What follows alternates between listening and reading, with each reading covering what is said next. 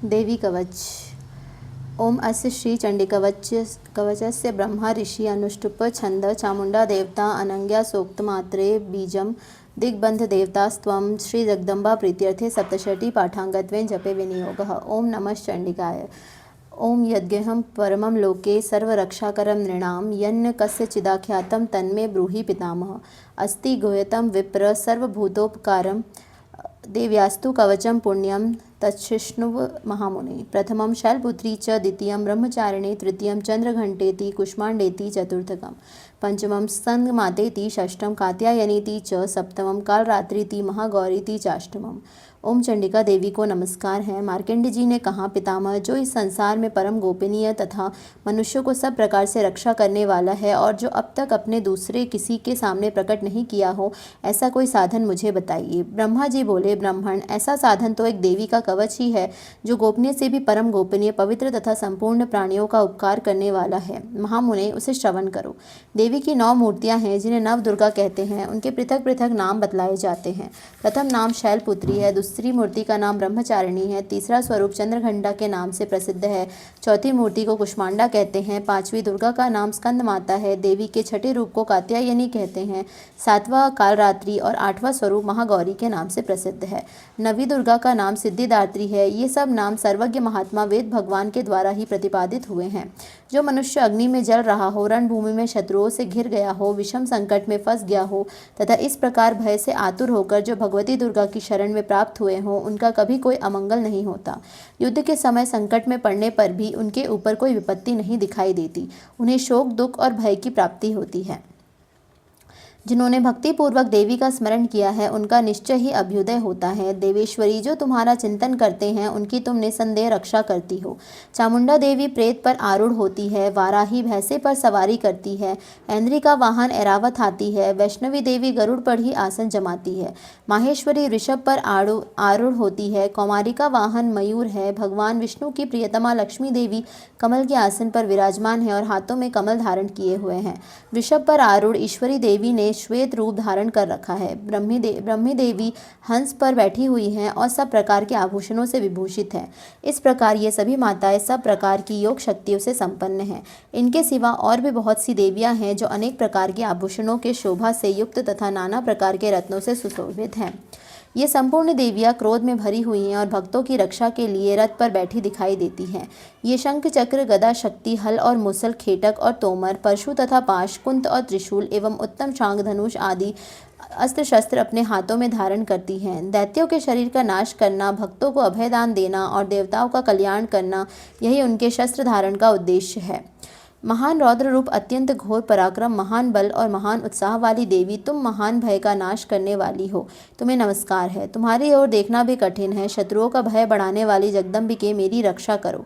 पूर्व दिशा में ऐन्द्री, मेरी रक्षा करो। अग्निकोण में अग्निशक्ति, दक्षिण दिशा में वाराही तथा नैऋत्य कोण में खरधारिणी मेरी रक्षा करे। पश्चिम दिशा में वारुणी और वाव्ययी कोण में मृग पर सवारी करने वाली देवी मेरी रक्षा करे। उत्तर दिशा में कौमारी और ईशान कोण में शूलधारिणी देवी रक्षा करे। ब्रह्माणी, तुम ऊपर की ओर से मेरी रक्षा करो और वैष्णवी देवी नीचे की ओर से मेरी रक्षा करे। इसी प्रकार शव को अपना वाहन बनाने वाली चामुंडा देवी 10 दिशाओं में मेरी रक्षा करे। जया आगे से और विजया पीछे की ओर से मेरी रक्षा करे। वाम भाग में अजिता और दक्षिण भाग में अपराजिता रक्षा करे। उद्योतिनी शिखा की रक्षा करे। उमा मेरे मस्तक पर विराजमान होकर रक्षा करे। ललाट में मालाधारी रक्षा करे और यशस्विनी देवी मेरी भौहों का संरक्षण करे। भौहों के मध्य भाग में त्रिनेत्रा और नथनों की यमघंटा देवी रक्षा करे। दोनों नेत्रों के मध्य भाग में शंखिनी और कानों में द्वारवासिनी रक्षा करे। कालिका देवी कपोलों की तथा भगवती शंकरी कानों के मूल भाग की रक्षा करे। नासिका में सुगंधा और ऊपर के ओठ में चर्चिका देवी रक्षा करे। नीचे के ओठ में अमृत कला तथा जिह्वा में सरस्वती देवी रक्षा करे। कौमारी दांतों की और चंडिका कंठ प्रदेश की रक्षा करे। चित्रघंटा गले की घाटी की और महामाया तालू में रहकर रक्षा करे। कामाक्षी ठोड़ी की और सर्वमंगला मेरी वाणी की रक्षा करे। भद्रकाली ग्रीवा में और धनुधरी पृष्ठवंश में रक्षा करे। कंठ के बाहरी भाग में नीलग्रीवा और कंठ की नली में नलकुबरी रक्षा करे। दोनों कंधों में खड़गनी और मेरी दोनों भुजाओं की वज्रधारिणी रक्षा करे। दोनों हाथों में दंडिनी और अंगुलियों में अंबिका रक्षा करे। शूलेश्वरी नखों की रक्षा करे। कुलेश्वरी कुक्षी में रहकर रक्षा करे। महादेवी दोनों स्तनों की और शोक विनाशिनी देवी मन की रक्षा करे। ललिता देवी हृदय में और शूल धारिणी उदर में रहकर रक्षा करे। नाभि में कामिनी और गुह भाग की गुहेश्वरी देवी रक्षा करे। पूतना और कामिका लिंग की और महिष वाहिनी गुदा की रक्षा करे। भगवती कटि भाग में और विंध्यवासिनी घुटनों की रक्षा करे। संपूर्ण कामनाओं को देने वाली महाबला देवी दोनों पिंडलियों की रक्षा करे। नारसिंही दोनों घुट्टियों की और तेजस्वी देवी दोनों चरणों के पृष्ठभाग की रक्षा करे। श्री देवी पैरों की अंगुलियों में और तलवासिनी पैरों के तलुओं में रहकर रक्षा करे। अपनी दाढ़ों के कारण भयंकर दिखाई देने वाली दंष्ट्रा कराली देवी नखों की और उर्वकेशनी देवी केशों की रक्षा करे। रोमावलियों के छिद्रों में कौबेरी और त्वचा की वागीश्वरी देवी रक्षा करे। पार्वती देवी रक्त, मज्जा, वसा, मांस, हड्डी और मीट की रक्षा करे। आंतों के कालरात्रि और पित्त की मुकुटेश्वरी रक्षा करे। मूलाधार आदि कमल कोशों में पद्मावती देवी और कफ में चूड़ामणि देवी स्थित होकर रक्षा करे। नख के तेज की ज्वालामुखी रक्षा करे। जिसका किसी भी अस्त्र से भेदन नहीं हो सकता, वह अभेद्या देवी शरीर की समस्त संधियों में रहकर रक्षा करे। छत्रेश्वरी छाया की तथा धर्मधारिणी देवी मेरे अहंकार, मन और बुद्धि की रक्षा करे। हाथ में वज्र धारण करने वाली वज्रहस्ता देवी मेरे प्राण, अपान, व्यान, उदान और समान वायु की रक्षा करे। कल्याण से शोभित होने वाली भगवती कल्याण शोभना मेरे प्राण की रक्षा करे। रस, रूप, गंध, शब्द और स्पर्श इन विषयों का अनुभव करते समय योगिनी देवी रक्षा करे तथा सत्व गुण, रजोगुण और तमोगुण रक्षा सदा नारायणी देवी करे। वाराही आयु की रक्षा करे। वैष्णवी धर्म की रक्षा करे तथा चक्रिणी देवी यश, कीर्ति, लक्ष्मी, धन तथा विद्या की रक्षा करे। इंद्राणी आप मेरे गोत्र की रक्षा करे। चंडिके तुम मेरे पशुओं की रक्षा करो। महालक्ष्मी पुत्रों की रक्षा करे और भैरवी पत्नी की रक्षा करे। मेरे पति की सुपथा तथा मार्ग की क्षेमकरी रक्षा करे। राजा के दरबार में महालक्ष्मी रक्षा करे तथा सब ओर व्याप्त रहने वाली विजया देवी संपूर्ण भयों से मेरी रक्षा करे। देवी जो स्थान कवच में नहीं कहा गया है अतएव रक्षा से रहित है, वह सब तुम्हारे द्वारा सुरक्षित हो, क्योंकि तुम विजयशालिनी और पापनाशिनी हो। यदि अपने शरीर का भला चाहे तो मनुष्य बिना कवच के कहीं एक पग भी न जाए। कवच का पाठ करके ही यात्रा करे। कवच के द्वारा सब ओर से सुरक्षित मनुष्य जहाँ जहाँ भी जाता है वहाँ वहाँ उसे धन लाभ होता है तथा संपूर्ण कामनाओं की सिद्ध करने वाले विजय की प्राप्त होती है। वह जिस जिस अभिष्ट वस्तु का चिंतन करता है उसको निश्चय ही प्राप्त कर लेता है। वह पुरुष इस पृथ्वी पर तुलना रहित महान ऐश्वर्य का भागी होता है। कवच से सुरक्षित मनुष्य निर्भय हो जाता है। युद्ध में उसकी पराजय नहीं होती तथा वह तीनों लोकों में पूजनीय होता है। देवी का यह कवच देवताओं के लिए भी दुर्लभ है। जो प्रतिदिन नियम पूर्वक तीनों संध्याओं के समय श्रद्धा के साथ इसका पाठ करते हैं उसे देवी कला प्राप्त होती है तथा वह तीनों लोकों में कहीं भी पराजित नहीं होता। इतना ही नहीं, वह अपमृत्यु से रहित हो 100 से भी अधिक वर्षों तक जीवित रहता है। मकरी, चेचक और कोढ़ आदि उसकी संपूर्ण व्याधियां नष्ट हो जाती है। कनेर, भाग, अफीम, धतूरे आदि का स्थावर विष, सांप और बिच्छू आदि के काटने से चढ़ा हुआ जंगम विष तथा अहिफेन और तेल के संयोग आदि से बनने वाला कृत्रिम विष, ये सभी प्रकार के विष दूर हो जाते हैं। उनका कोई असर नहीं होता। इस पृथ्वी पर मारण, मोहन आदि जितने अभिचारक प्रयोग होते हैं तथा इस प्रकार के जितने मंत्र यंत्र होते हैं वे सब इस कवच को हृदय में धारण कर लेने पर उस मनुष्य के देखते ही नष्ट हो जाते हैं। यही नहीं, पृथ्वी पर विचरने वाले ग्राम देवता, आकाशचारी देव विशेष, जल के संबंध से प्रकट होने वाले गण, उपदेश मात्र से सिद्ध होने वाले निम्न कोटि के देवता, अपने जन्म के साथ प्रकट होने वाले देवता, कुल देवता, माला, डाकिनी, शाकिनी, अंतरिक्ष में विचरने वाली अत्यंत बलवती भयानक डाकिनियाँ, ग्रह, भूत, पिशाच, यक्ष, गंधर्व, राक्षस, ब्रह्म राक्षस, बेताल, कुष्मांड और भैरव आदि अनिष्टकारक देवता भी हृदय में कवच धारण किए रहने पर उस मनुष्य को देखते ही भाग जाते हैं।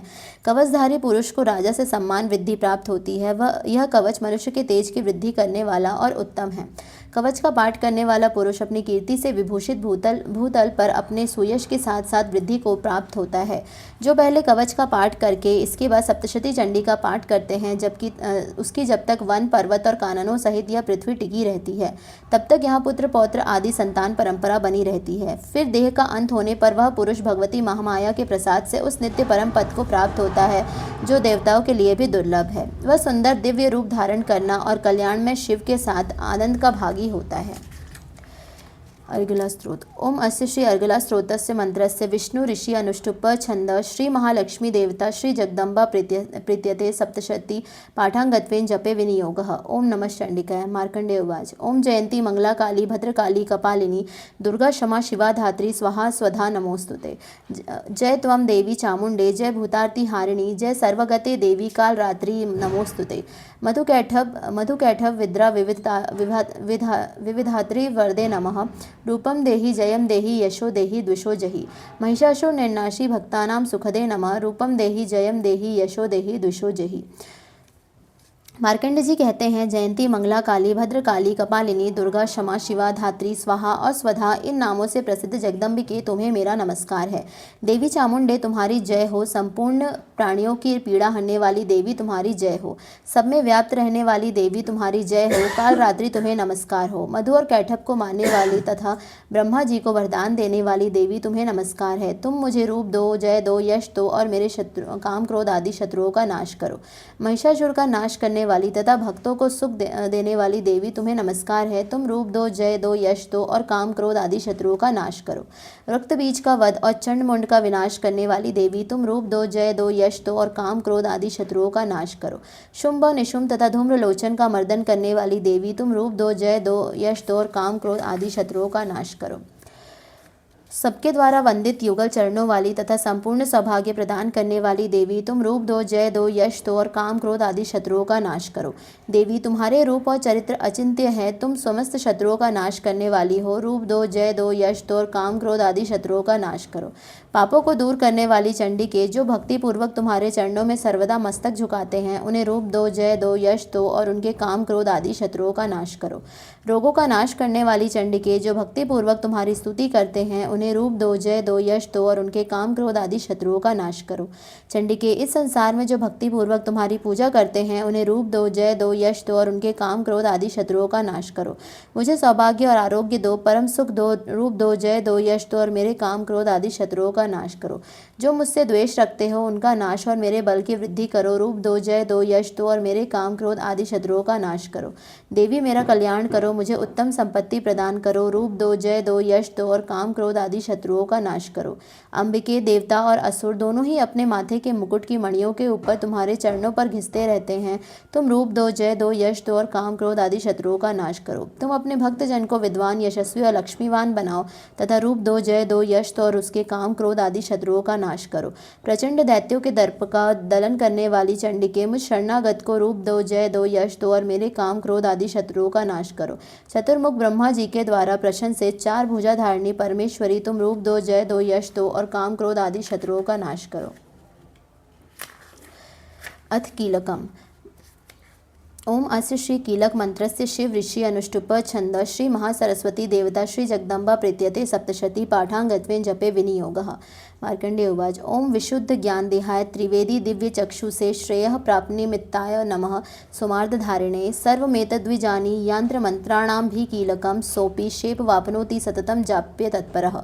सिद्ध्यन्तु जडनादीनि वस्तूनि सकलानपि एतेन स्तुवतां देवी स्तोत्र मात्रेण सिद्ध्यति।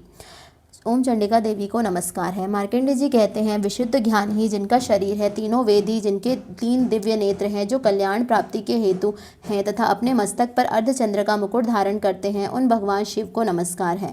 मंत्रों का जो अभिकीलक है, अर्थात मंत्रों की सिद्धि में विघ्न उपस्थित करने वाले शाप रूपी कीलक का जो निवारण करने वाला है, उस सप्तशती स्तोत्र को संपूर्ण रूप से जानना चाहिए और जानकर उनकी उपासना करनी चाहिए। यद्यपि सप्तशती के अतिरिक्त और अन्य मंत्रों के जप में भी जो निरंतर लगा रहता है, वह भी कल्याण का भागी होता है। उसके भी उच्चाटन आदि कर्म सिद्ध होते हैं तथा उसे भी समस्त दुर्लभ वस्तुओं की प्राप्ति हो जाती है। तथापि जो अन्य मंत्रों का जप न करके केवल इस सप्तशती नामक स्रोत से ही देवी की स्तुति करते हैं, उन्हें स्तुति मात्र से ही सच्चिदानंद स्वरूपिणी देवी सिद्ध हो जाती है। उन्हें अपने कार्य की सिद्धि के लिए मंत्र, औषधि तथा अन्य किसी साधन के उपयोग की आवश्यकता नहीं रहती। बिना जप के ही उनके उच्चाटन आदि समस्त अभिचारिक कर्म सिद्ध हो जाते हैं। इतना ही नहीं, उनकी संपूर्ण अभिष्ट वस्तुएं भी सिद्ध होती हैं। लोगों के मन में यह शंका थी कि जब केवल सप्तशती की उपासना से अथवा सप्तशती को छोड़कर अन्य मंत्रों की उपासना से भी समान रूप से सब कार्य सिद्ध होते हैं, तब इनमें से श्रेष्ठ कौन सा साधन है। लोगों की इस शंका को सामने रखकर भगवान शंकर ने अपने पास आए हुए जिज्ञासुओं को समझाया कि यह सप्तशती नामक संपूर्ण स्त्रोत ही सर्वश्रेष्ठ एवं कल्याणमय है।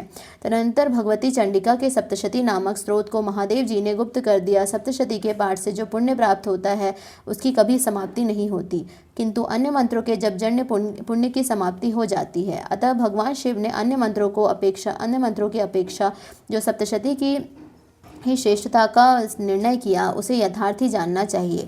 अन्य मंत्रों का जप करने वाला पुरुष भी यदि सप्तशती के स्तोत्र और जप का अनुष्ठान कर ले तो वह भी पूर्ण रूप से ही कल्याण का भागी होता है।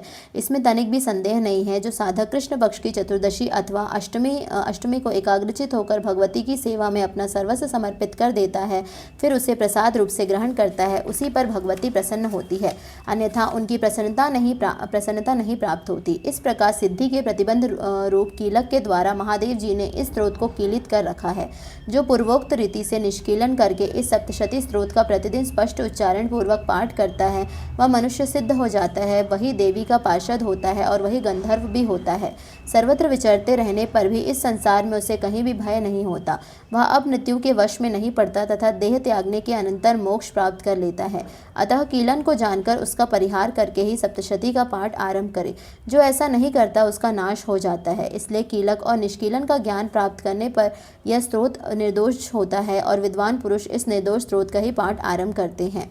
स्त्रियों में जो कुछ भी सौभाग्य आदि दृष्टिगोचर होता है यह सब देवी के प्रसाद का ही फल है। अतः इस कल्याणमय स्त्रोत का सदा जप करना चाहिए। इस स्त्रोत का मंद स्वर से पाठ करने पर स्वल्प फल की प्राप्ति होती है और उच्च स्वर से पाठ करने पर पूर्ण फल की सिद्धि होती है। अतः उच्च स्वर से भी इसका पाठ आरंभ करना चाहिए। जिनके प्रसाद से ऐश्वर्य, सौभाग्य, आरोग्य, संपत्ति, शत्रु नाश तथा परम मोक्ष की सिद्धि होती है, उन कल्याण में जगदम्बिका को स्तुति मनुष्य क्यों नहीं करते। द्वितीय अध्याय। देवताओं के तेज से देवी का प्रादुर्भाव और महिषासुर सेना का वध। ओम मध्यम चरित्रस्य विष्णु ऋषि महालक्ष्मी देवता उष्णिक छंद शाकंभरी शक्ति दुर्गा बीजम वायुस्त्वम यजुर्वेद स्वरूपम श्री महालक्ष्मी प्रीत्यर्थे मध्यम चरित्र जपे विनियोगः। ओम मध्यम चरित्र के विष्णु ऋषि महालक्ष्मी देवता उष्णिक छंद शाकंभरी शक्ति दुर्गा बीज वायु तत्व यजुर्वेद स्वरूप है। श्री महालक्ष्मी की प्रसन्नता के लिए मध्यम चरित्र के पाठ में इसका विनियोग है। मैं कमल के आसन पर बैठी हुई प्रसन्न मुख वाली महिषासुर मर्दिनी भगवती महालक्ष्मी का भजन करता हूँ, जो अपने हाथों में अक्षमाला, फरसा, गदा, बाण, वज्र, पद्म, धनुष, कुंडिका, दंड, शक्ति, खड़ग, ढाल, शंख, घंटा, मधुपात्र, शूल, पाश और चक्र धारण करती है। ऋषि कहते हैं, पूर्व काल में देवताओं और असुरों में पूरे 100 वर्षों तक घोर संग्राम हुआ था। उसमें असुरों का स्वामी महिषासुर था और देवताओं के नायक इंद्र थे। इस युद्ध में देवताओं की सेना महाबली असुरों से परास्त हो गई। संपूर्ण देवताओं को जीतकर महिषासुर इंद्र बन बैठा। तब पराजित देवता प्रजापति ब्रह्मा जी को आगे करके उस स्थान पर गए जहाँ भगवान शंकर और विष्णु विराजमान थे। देवताओं ने महिषासुर के पराक्रम तथा अपनी पराजय का यथावत वृत्तांत उन दोनों देवेश्वरों से विस्तार पूर्वक कह सुनाया। वह बोले, भगवान महिषासुर सूर्य, अग्नि, वायु, चंद्रमा, यम, वरुण तथा अन्य देवताओं के भी अधिकार छीनकर स्वयं ही सबका अधिष्ठाता बना बैठा है। उस दुरात्मा महिष ने समस्त देवताओं के स्वर्ग से निकाल दिया है। अब वे मनुष्यों की भांति पृथ्वी पर विचरते हैं। दैत्यों की यह सारी करतूत हमने आप लोगों से कह सुनाई। अब हम आपकी शरण में आए हैं, उसके वध का कोई उपाय सोचिए। इस प्रकार देवताओं के वचन सुनकर भगवान विष्णु और शिव ने दैत्यों पर बड़ा क्रोध किया। उनकी भौहें तन गई और मुंह टेढ़ा हो गया। तब अत्यंत कोप में भरे हुए चक्रपाणी श्री विष्णु के मुख से एक महान तेज प्रकट हुआ। इसी प्रकार ब्रह्मा, शंकर तथा इंद्र आदि अन्य देवताओं के शरीर से भी बड़ा भारी तेज निकला। वह सब मिलकर एक हो गए। महान तेज का वह पुंज जलव्यमान पर्वत सा जान पड़ा। देवताओं ने देखा, वहाँ उसकी ज्वालाएं संपूर्ण दिशाओं में व्याप्त हो रही थी। संपूर्ण देवताओं के शरीर से प्रकट हुए उस तेज की कहीं तुलना नहीं थी। एकत्रित होने पर वह एक नारी के रूप में परिणत हो गया और अपने प्रकाश से तीनों लोकों में व्याप्त जान पड़ा।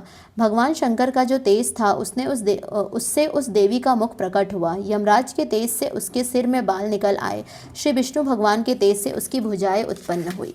चंद्रमा के तेज से दोनों स्तनों का और इंद्र के तेज से मध्य भाग का प्रादुर्भाव हुआ। वरुण के तेज से जंघा और पिंडली तथा पृथ्वी के तेज से नितंब भाग प्रकट हुआ। ब्रह्मा के तेजस दोनों चरण और सूर्य के तेज से उसकी अंगुलियां हुई। वसुओं के तेज से हाथों की अंगुलियां और कुबेर के तेज से नासिका प्रकट हुई। उस देवी के दांत प्रजापति के तेज से और तीनों नेत्र अग्नि के तेज से प्रकट हुए थे। उसकी भौहें संध्या के और कान वायु के तेज से उत्पन्न हुए थे। इसी प्रकार अन्य देवताओं के तेज से भी उस कल्याण में देवी का आविर्भाव हुआ। तदनंतर समस्त देवताओं के तेज पुंज से प्रकट हुई देवी को देखकर महिषासुर के सताए हुए देवता बहुत प्रसन्न हुए। पिनाकधारी भगवान शंकर ने अपने शूल से एक शूल निकालकर उन्हें दिया। फिर भगवान विष्णु ने भी अपने चक्र से चक्र उत्पन्न करके भगवती को अर्पण किया। वरुण ने भी शंख भेंट किया। अग्नि ने उन्हें शक्ति दी और वायु ने धनुष तथा बाण से भरे हुए 2 तरकस प्रदान किए। सहस्त्र नेत्रों वाली देवराज इंद्र ने अपने वज्र से वज्र उत्पन्न करके दिया और ऐरावत हाथी से उतारकर 1 घंटा भी प्रदान किया। यमराज ने कालदंड से दंड, वरुण ने पाश, प्रजापति ने स्फटिक काक्ष की माला तथा ब्रह्मा जी ने कमंडलू भेंट किया। सूर्य ने देवी के समस्त रोमकूपों में अपनी किरणों को तेज भर दिया। काल ने उन्हें चमकती हुई ढाल और तलवार दी। क्षीर समुद्र ने उज्ज्वल हार तथा कभी जीर्ण न होने वाले 2 दिव्य वस्त्र भेंट किए। साथ ही उन्होंने दिव्य चूड़ामणि, 2 कुंडल, कड़े, उज्ज्वल अर्धचंद्र, सब बाहुओं के लिए केयूर, दोनों चरणों के लिए निर्मल नुपुर, गले की सुंदर हंसली और सब अंगुलियों में पहनने के लिए रत्नों की बनी अंगूठियां भी दी। विश्वकर्मा ने उन्हें अत्यंत निर्मल फरसा भेंट किया। साथ ही अनेक प्रकार के अस्त्र और अभेद्य कवच दिए। इनके सिवा मस्तक और वक्षस्थल धारण करने के लिए कभी न कुम्हलाने वाले कमलों की मालाएं दी। जलधि ने उन्हें सुंदर कमल का फूल भेंट किया। हिमालय ने सवारी के लिए सिंह तथा भांति भांति के रत्न समर्पित किए। धनाध्यक्ष कुबेर ने मधु से भरा पान पात्र दिया तथा संपूर्ण नागों के राजा शेष ने, जो इस पृथ्वी को धारण करते हैं, उन्हें बहुमूल्य मणियों से विभूषित नागहार भेंट किया। इसी प्रकार अन्य देवताओं ने भी आभूषण और अस्त्र शस्त्र देकर देवी का सम्मान किया। तत्पश्चात उन्होंने बारंबार अट्टहास पूर्वक उच्च स्वर से गर्जना की। उनके भयंकर नाद से संपूर्ण आकाश गूंज उठा। देवी का यह अत्यंत उच्च स्वर से किया हुआ सिंहनाद कहीं समा न सका। आकाश उसके सामने लघु प्रतीत होने लगा। उससे बड़े जोर की प्रतिध्वनि हुई, जिससे संपूर्ण विश्व में हलचल मच गई और समुद्र कांप उठे। पृथ्वी डोलने लगी और समस्त पर्वत हिलने लगे। उस समय देवताओं ने अत्यंत प्रसन्नता के साथ सिंहवाहिनी भवानी से कहा, देवी तुम्हारी जय हो। साथ ही महर्षियों ने भक्तिभाव से विनम्र होकर उनका स्तवन किया। संपूर्ण त्रिलोकी को शोकग्रस्त देख दैत्यगण अपनी समस्त सेनाओं के कवच आदि से सुसज्जित कर हाथों में हथियार ले सहसा उठकर खड़े हो गए।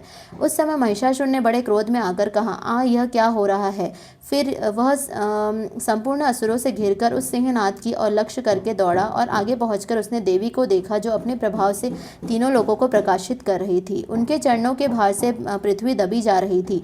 माथे के मुकुट से आकाश में रेखा सी खींच आ रही थी तथा अपने धनुष की टंकार से 7 पातालों को शुद्ध किए देती थी। देवी अपने हजारों भुजाओं से संपूर्ण दिशाओं के आच्छादित करके खड़ी थी। तदनंतर उनके साथ दैत्यों का युद्ध छिड़ गया। नाना प्रकार के अस्त्र शस्त्रों के प्रहार से संपूर्ण दिशाएं उद्भासित होने लगी। चिक्षुर नामक महान असुर महिषासुर का सेना नायक था। वह देवी के साथ युद्ध करने लगा। अन्य दैत्यों की चतुरंगिनी सेना साथ लेकर चामर भी लड़ने लगा। 60,000 रथियों के साथ आकर उदग्र नामक महादैत्य ने लोहा लिया। 1 करोड़ रथियों के साथ लेकर महाहनु नामक दैत्य युद्ध करने लगा, जिसके रोए तलवार के समान तीखे थे। वह असिलोमा नामक महादैत्य 5 करोड़ रथी सैनिकों के सहित युद्ध में आ डटा। 60 लाख रथियों से घिरा हुआ बाष्कल नामक दैत्य भी उस युद्ध भूमि में लड़ने लगा। परिवारित नामक राक्षस हाथी सवार और घुड़सवारों के अनेक दलों तथा 1 करोड़ रथियों की सेना लेकर युद्ध करने लगा।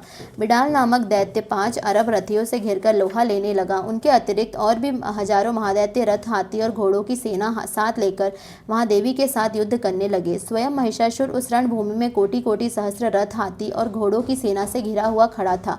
वे दैत्य देवी के साथ तोमर, भिंदीपाल, शक्ति, मूसल, खड़ग, परशु और पट्टिश आदि अस्त्र शस्त्रों का प्रहार करते हुए युद्ध कर रहे थे। कुछ दैत्यों ने उन पर शक्ति का प्रहार किया, कुछ लोगों ने पाश फेंके तथा कुछ दूसरे दैत्यों ने खड़ग प्रहार करके देवी को मार डालने का उद्योग किया। देवी ने भी क्रोध भरकर खेल खेल में ही अपने अस्त्र शस्त्रों की वर्षा करके दैत्यों के समस्त अस्त्र शस्त्र काट डाले। उनके मुख पर परिश्रम तथा थकावट का रंच मात्र भी चिन्ह नहीं था।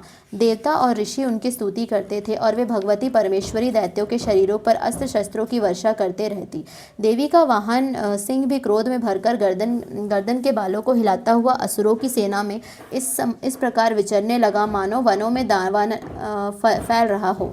रणभूमि में दैत्यों के साथ युद्ध करती हुई अंबिका देवी ने जितने निश्वास छोड़े वे सभी तत्काल सैकड़ों हजारों गणों के रूप में प्रकट हो गए और परशु, भिंदीपाल, खड़ग तथा पट्टिश आदि अस्त्रों द्वारा असुरों का सामना करने लगे।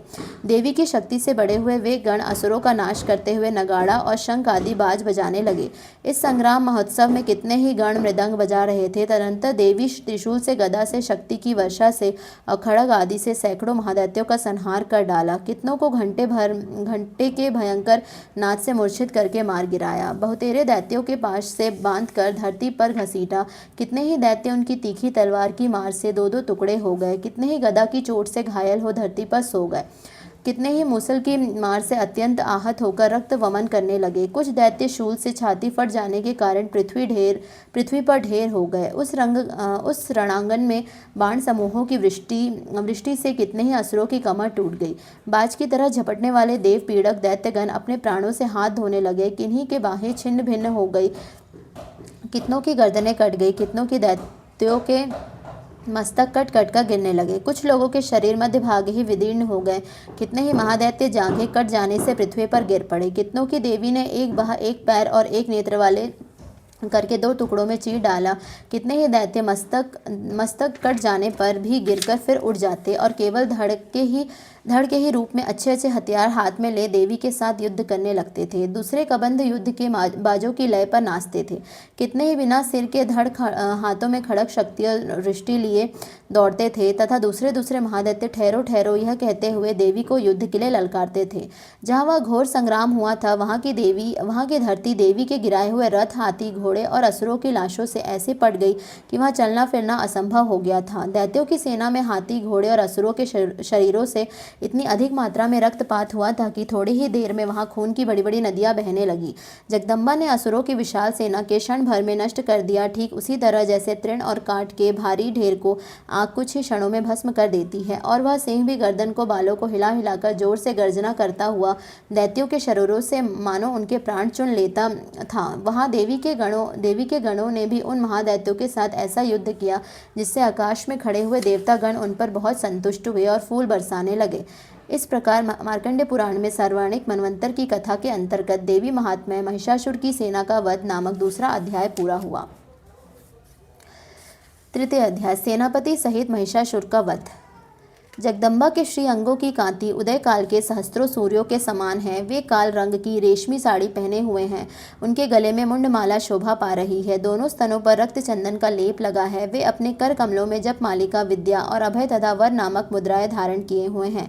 3 नेत्रों से सुशोभित होकर मुखारविंद की बड़ी शोभा हो रही है। उनके मस्तक पर चंद्रमा के साथ ही रत्नमय मुकुट बंधा है तथा वे कमल के आसन पर विराजमान है। ऐसी देवी को मैं भक्तिपूर्वक प्रणाम करता हूँ। ऋषि कहते हैं, दैत्यों की सेना को इस प्रकार तहस नहस होते देख महादैत्य सेनापति चिक्षुर क्रोध में भरकर अंबिका देवी से युद्ध करने के लिए आगे बढ़े। वह असुर रणभूमि में देवी के ऊपर इस प्रकार बाणों की वर्षा करने लगे जैसे बादल मेरुगिरी के शिखर पर पानी की धार बरसा रहा हो। तब देवी ने अपने बाणों से उसके बाण समूह का अनायास ही काटकर उसके घोड़ों और सारथी को भी मार डाला।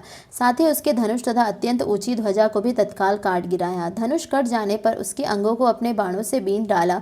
धनुष, रथ, घोड़े और सारथी के नष्ट हो जाने पर वह असुर ढाल और तलवार लेकर देवी की ओर दौड़ा। उसने तीखी धार वाली तलवार से सिंह के मस्तक पर चोट करके देवी की भी बाई भुजा में बड़े वेग से प्रहार किया।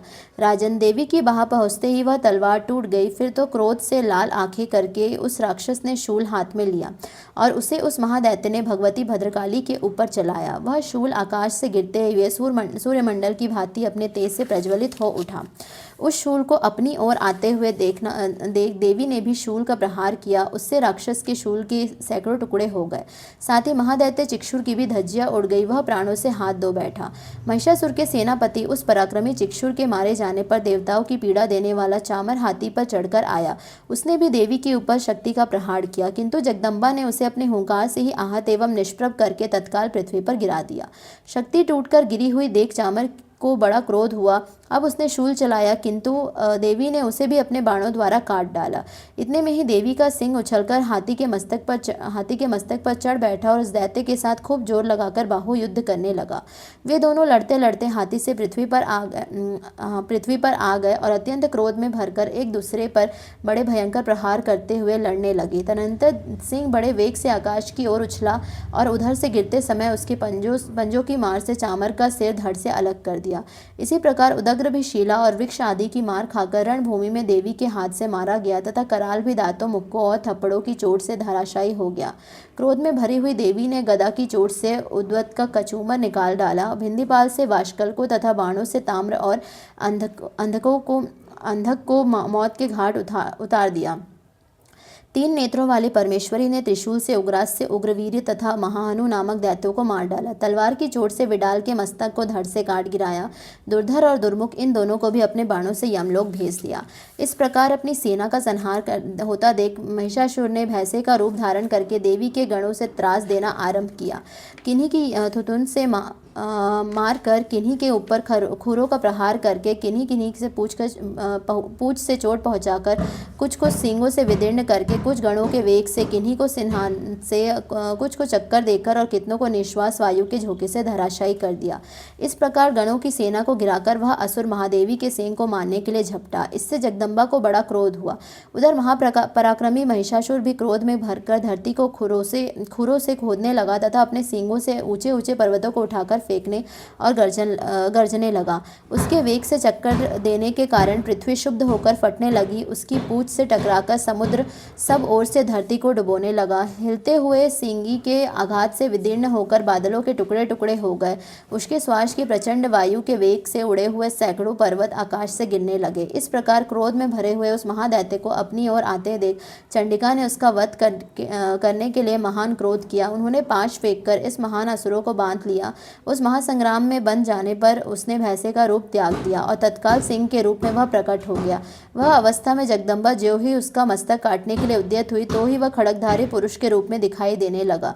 तब देवी ने तुरंत ही बाणों की वर्षा करते ढाल और तलवार के साथ उस पुरुष को भी बीन डाला। इतने में ही वह महान गजराज के रूप में परिणत हो गया तथा अपनी सूंड से देवी विशाल सिंह को खींचने और गर्जने लगा।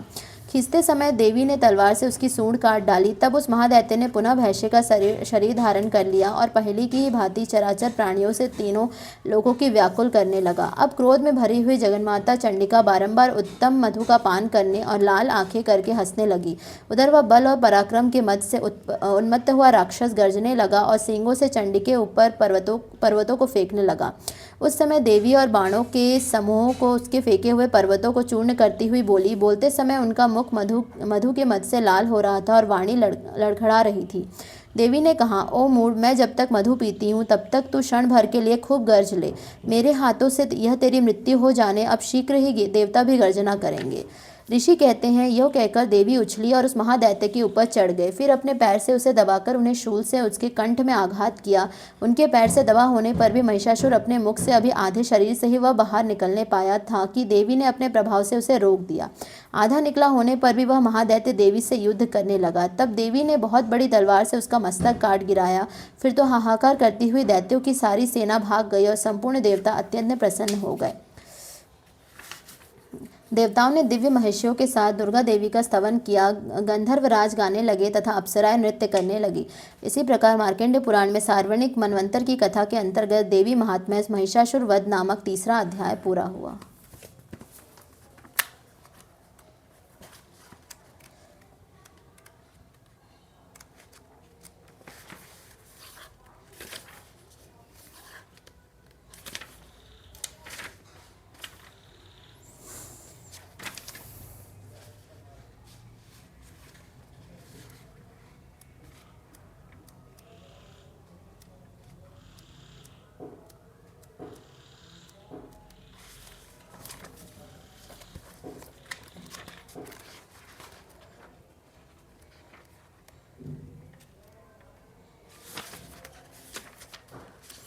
क्षमा प्रार्थना। परमेश्वरी, मेरे द्वारा रात दिन सहस्त्रों अपराध होते हैं।